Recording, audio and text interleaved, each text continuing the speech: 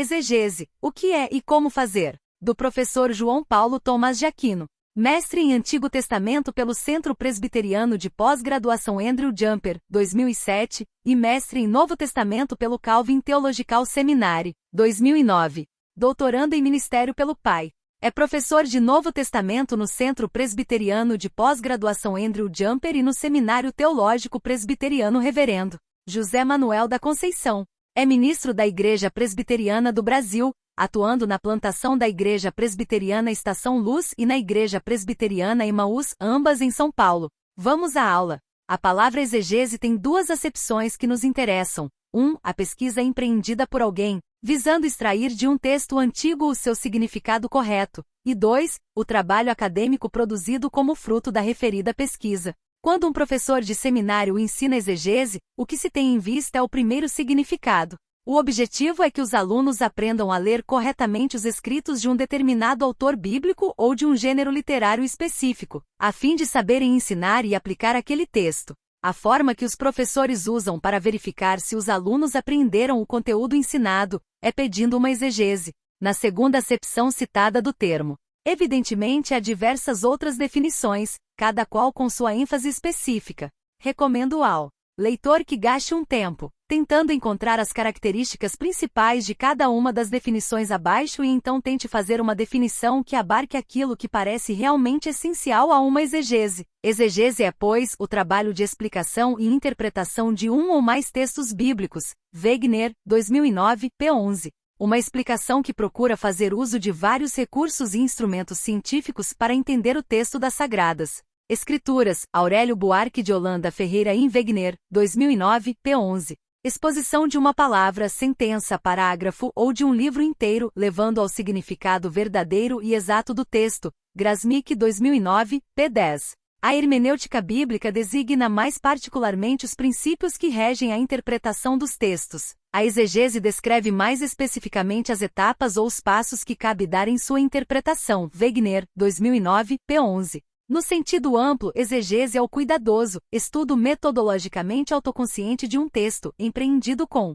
a finalidade de produzir uma interpretação acurada e útil do mesmo. Falando de forma mais estrita, o termo exegese é frequentemente usado para denotar o esforço de estabelecer o sentido filológico e histórico de um texto bíblico, o que significou, em contraste com seu sentido aplicativo, o que significa Solem. Solem, 2001, p. 57. Uma exegese é um estudo analítico completo de uma passagem bíblica, feito de tal forma que se chega à sua interpretação útil. Uma exegese é uma tarefa teológica, mas não mística. Existem certas regras e padrões sobre como fazê-la, embora os resultados possam variar em aparência, uma vez que as próprias passagens bíblicas variam bastante entre si. Stuart, 2008, p. 23.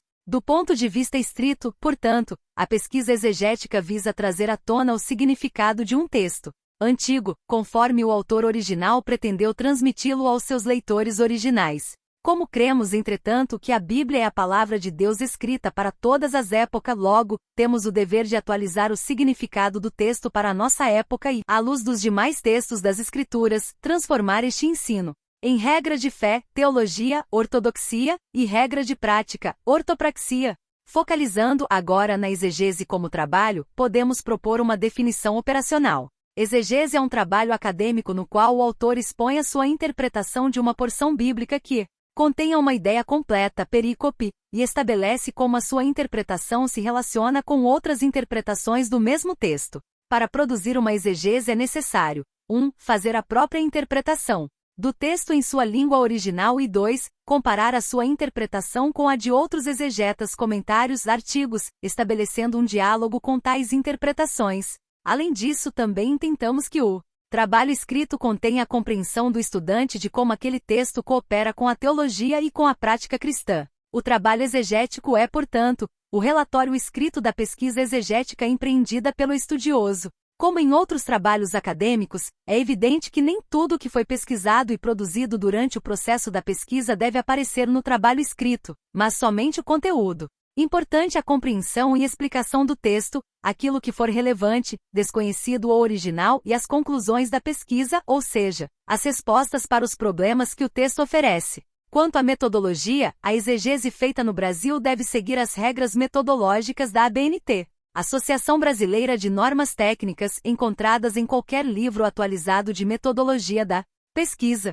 Existem diferentes modelos de trabalho exegético escrito, livros e textos como o Manual da Exegese Bíblica, Exegese do Novo Testamento e o Manual de Exegese Bíblica do SPBC, juntamente com diversos outros e somados ainda aos manuais não publicados de professores de seminários, tornam evidente a falta de padrão dos passos exegéticos a serem relatados, em que pesem as diferenças. Entretanto, existem diversos passos exegéticos que se repetem na maioria dos livros. O que pretendemos fazer a seguir é apresentar uma proposta de trabalho exegético. O estudante não deve se sentir preso a pesquisar e escrever nesta mesma ordem. A pesquisa é dinâmica e deve ser empreendida com liberdade de ir de um passo para outro e produzir vários ao mesmo tempo. A apresentação escrita dos resultados da pesquisa exegética, entretanto, precisam ter uma estrutura. É essa que propomos a seguir. O trabalho exegético é dividido em 3 partes principais: o estudo contextual, o estudo textual e o estudo teológico.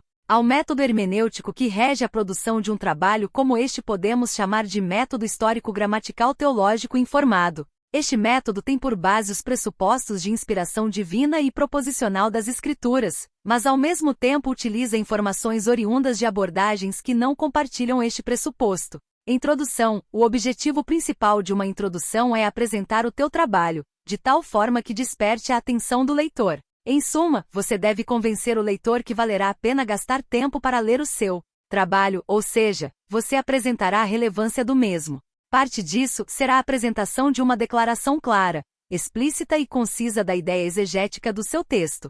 A ideia exegética é a proposição, tese, afirmação principal do texto, ou seja, o que o texto ensina. A relevância pode ser justificada nas áreas pessoal, importância para você eclesiástica, para a igreja, acadêmica, para os estudos, missional, para os não cristãos, e doxológica, como o texto contribui para a glória de Deus.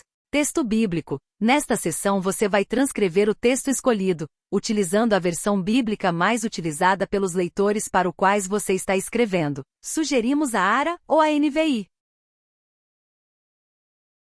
Um estudo contextual. Nesta seção você apresentará as informações contextuais que forem importantes para a compreensão da sua perícope. Este estudo vai abordar aspectos históricos, literários e teológicos que lancem mais luz sobre o texto estudado. Um contexto histórico da passagem. Nesta seção você vai apresentar informações históricas, geográficas, econômicas, políticas, religiosas e culturais que sejam relevantes para a interpretação do texto escolhido. Não se tem em vista aqui a priori informações sobre autoria, destinatários e local de escrita, peculiares da introdução e análise de cada livro, mas informações especificamente relacionadas à perícope em tela. 1.2 Contexto literário da passagem. Você deverá analisar o contexto literário a partir de vários níveis. Deve começar com o contexto literário do livro como um todo, demonstrando como a sua perícope se relaciona com a mensagem de todo o livro. Em seguida, após adotar um esboço do livro como um todo ou de criar o seu, você deve demonstrar a importância de sua perícope na grande seção a qual ela pertence e vice-versa, ou seja, você analisará a relação entre o contexto remoto e o seu texto. Na terceira parte desta seção, você analisará o contexto literário próximo, ou seja, o papel de seu texto na pequena seção a qual pertence. A última parte desta seção será a elaboração de um gráfico do contexto literário próximo, que mostre graficamente aquilo que você descreveu. No ponto 1.2.3. 1.3 Contexto canônico. A última parte do estudo contextual é a apresentação sucinta do contexto canônico, ou seja, os textos bíblicos mais diretamente relacionados ao teu texto. Este tópico deverá ser dividido em passagens do Antigo Testamento e do Novo Testamento. Este tópico remete àquilo que os reformadores chamavam de analogia scripturae, analogia das escrituras, ou analogia da fé, e está relacionado com a regra hermenêutica magna de que a Bíblia é a melhor intérprete de si mesma. Em vez de simplesmente fazer uma lista de textos, você deverá demonstrar brevemente qual é a relação do texto citado com o seu texto. Não é necessário transcrever o texto, mas apenas referenciá-lo. 2 Estudo textual. A próxima parte do trabalho é o estudo textual, em que o estudante vai analisar o texto propriamente dito e sob diversos aspectos. O estudante deverá evidenciar a sua pesquisa do estudante, bem como seu próprio trabalho de aplicação de técnicas ao texto. Apenas para relembrar, embora não se espere do estudante interação com todas essas escolas, mas algumas das escolas e técnicas de análise do texto com as quais o estudante pode interagir criticamente são as seguintes: crítica textual,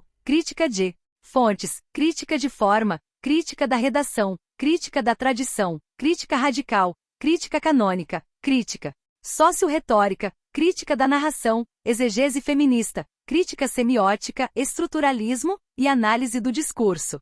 2.1 Texto grego. Aqui o estudante vai copiar um texto grego, disponível em software ou na internet. Por meio de notas de rodapé, o estudante vai comentar as suas escolhas com relação ao melhor texto e analisar de forma introdutória o aparato crítico da versão escolhida. Alguns sites onde o estudante pode encontrar edições do Novo Testamento grego são o Laparola, o SBLGNT e o Perseus. 2.2 Tradução literal do texto. Depois de colocar o texto grego, o aluno deverá fazer a sua própria tradução literal do mesmo, explicando em notas de rodapé suas opções gramaticais, sintáticas, semânticas. A tradução deverá dialogar com as versões existentes em português, ARA, ARC, NVI, Beijo, edição contemporânea, versões católicas, NTLH, etc. O que queremos dizer com isto é que quando a tradução divergir de uma destas ou quando as versões divergirem entre si, o aluno deverá justificar a sua opção de tradução em nota de rodapé. Confira no site Isso é Grego um passo a passo para a tradução literal. 2.3 Tradução dinâmica. Depois de fazer a tradução literal, o aluno deverá apresentar a sua própria tradução dinâmica da passagem. O desafio dessa tradução é ser tão precisa quanto possível, com relação ao significado, comunicando ao mesmo tempo em bom português. 2.4 Esboço mecânico do texto. O aluno deverá apresentar um esboço mecânico do texto, tanto em grego quanto de sua tradução literal para o português, sendo sensível às divisões principais do texto. O gráfico deverá demonstrar como as partes do texto se interrelacionam. Confira no site Isso é Grego um passo a passo de como fazer o esboço mecânico. Alguns modelos que podem ser seguidos são os gráficos do www.opentest.com, Cascadia Syntax Graph of the New Testament, Logo Software, Lexon Syntactic Gre New Testament, Logo Software, ou The Lexon Clausal Outlines of the Gre New Testament, Logo Software. 2.5 Defesa da perícope e divisões. Você vai explicar os motivos literários, gramática, convenções epistolares, aspectos narrativos, palavras-chave, convenções retóricas, quiasmos, inclusivos, etc., que o levaram a definir os limites da perícope e as suas principais divisões internas. 2.6 Comentário. Explique a passagem, não como em um sermão ou estudo bíblico, mas como em um comentário bíblico, seguindo a estrutura proposta por você. Nesta sessão você deve responder as questões levantadas pelos problemas do texto e comentar tudo aquilo que é relevante a um melhor entendimento da passagem, fazendo, inclusive, referência, quando propício, ao conteúdo anterior do seu próprio trabalho. 2.7 Mensagem para a época da escrita. O que o autor quis transmitir aos leitores originais? Que fim ele queria atingir através deste texto? Como os leitores, ouvintes originais devem ter recebido esta parte do documento? Você vai responder essas perguntas em suas próprias palavras, evidentemente levando em consideração as informações que você levantou no contexto histórico. A última parte de nosso trabalho, o estudo teológico do texto, acontece em decorrência de uma pressuposição assumida pela fé de que a Bíblia é a palavra inspirada de Deus, consequentemente regra de fé e de prática CFW 1.2, para todos os homens, embora muitos não a reconheçam como tal. Esta parte do estudo visa responder de forma acadêmica e profunda a pergunta: e o que esse texto antigo tem a ver conosco hoje? 3.1 Mensagem para hoje. Excluindo do ensino e das aplicações do texto aquilo que era circunstancial à época da escrita e considerando a situação-contexto do estudante. Qual é a lição deste texto para hoje? É esta pergunta que deverá ser respondida nesta sessão. 3.2 Teologia do texto. Qual a contribuição teológica deste texto, ou seja, seu ensino para todas as épocas? 3.2 Implicações para a teologia bíblica, nos termos técnicos e categorias da teologia bíblica. Você demonstrará qual é a contribuição de sua perícope para os assuntos da TB, como, por exemplo, reino, pacto e mediador, promessa e cumprimento, revelação de Deus como sendo orgânica, progressiva, histórica e adaptável, teologia joanina, paulina, lucana, petrina, história de Deus, criação, queda, redenção e consumação, entre outros.